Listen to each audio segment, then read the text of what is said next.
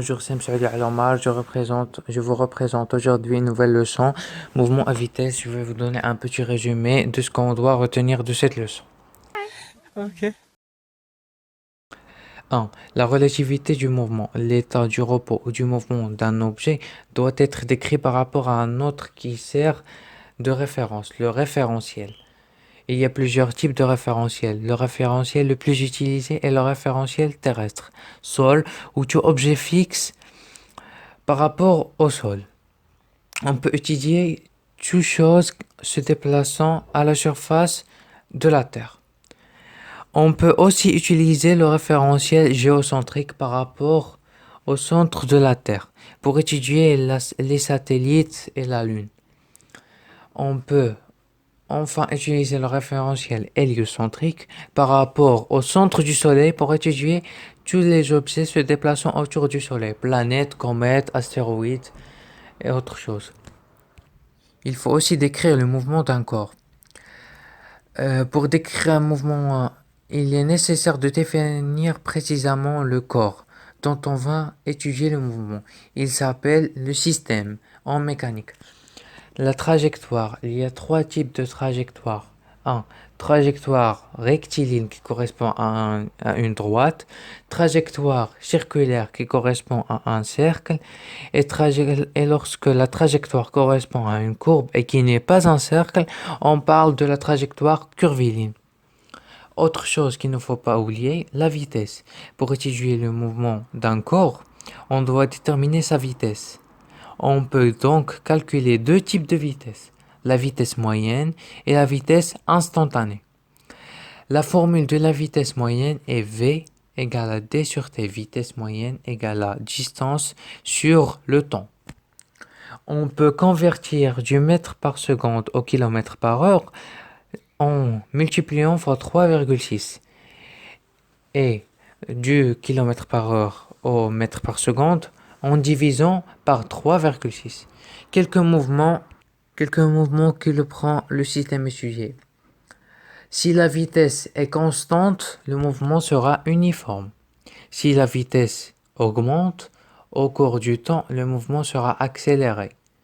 Si la vitesse diminue au cours du temps, le mouvement sera retardé ou ralenti. Distance d'arrêt. La distance d'arrêt est la distance parcourue par la voiture ou le vélo entre le moment où le conducteur voit le danger et le moment où la voiture ou le vélo s'arrête. dA égale à dr plus df. dA est la distance d'arrêt. dr est la distance de réaction, distance parcourue du moment où le danger est aperçu jusqu'au moment où le freinage commence. df, la distance de freinage, la distance parcourue depuis le début du freinage jusqu'au moment où le véhicule s'arrête. Et le temps de réaction est l'intervalle entre le moment où le conducteur ressent le danger devant lui et le moment où il utilise les freins. Si vous prenez des substances ou des médicaments qui affectent la concentration, cela peut aller jusqu'à 2 secondes ou plus. Donc, c'est probable de heurter le danger. La distance d'arrêt dépend de plusieurs facteurs, notamment la vitesse du véhicule, la réaction du conducteur, l'état de route, sèche ou mouillée, l'état des roues et des freins, et la condition météorologique.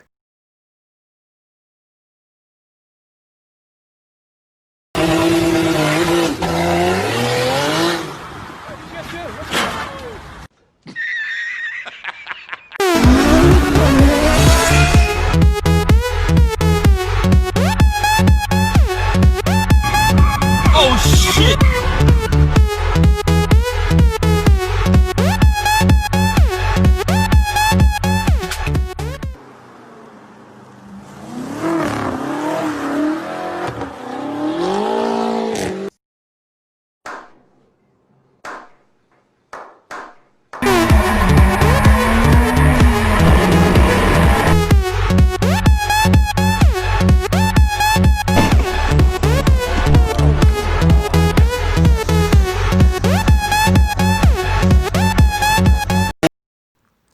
Sécurité routière. Pour éviter les risques d'accident de la route, le conducteur doit respecter les limitations de vitesse, utiliser le casque de protection, casque en cas de conduite de moto ou vélo, La ceinture pour les automobilistes et les conducteurs de camions.